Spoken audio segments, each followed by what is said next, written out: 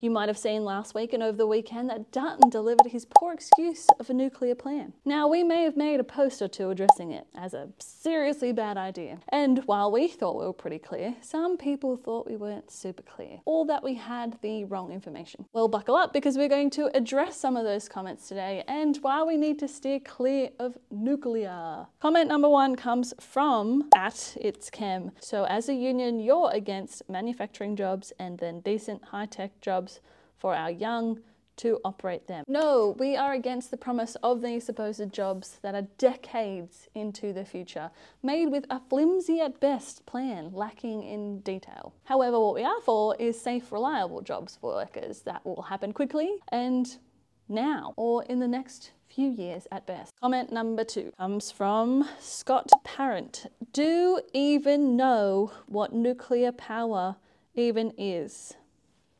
Yes, Scott, we do even know. We also know that this whole plan is a fancy way for the Liberals to keep their coal and gas power mates making absolute bank for decades, while worker electricity bills skyrocket into the thousands. So if you want higher energy costs, you go ahead and support it, mate. Comment number 3 is from Jason Skeels. If it's that bad, why is the rest of the world doing it? Funnily enough, Jason, the rest of the world are shifting towards renewables. Take Germany, for instance. They closed down 3 of the country's remaining nuclear plants last year and are focused on clean, renewable energy moving forward. And let's not forget that the UK population struggled during their last winter to keep the energy on because it was so costly.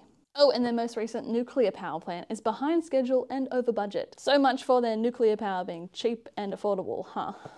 The crux of it is this: Dutton's nuclear plan is just a diversion to distract and prolong his big business and billionaire mates, making huge profits on their coal and gas, aka non-renewable energy. Nuclear would take decades and decades. It will cost you thousands of dollars more than your bills currently are, because it means relying on the current gas and coal use. Jobs and workers wouldn't see work benefits for years and years and years and years. Now, if we look at renewable energy, it's faster and speedier and better than waiting 20+ years, maybe, for nuclear. It's going to reduce energy bills for everyone sooner, something we can all agree is a great idea during a cost of living crisis, and it's going to create far more safer jobs in a much faster time frame than any other plan. Now, after all that, here are a few of the comments we got recently about nuclear and renewables that were pretty on the money, we think.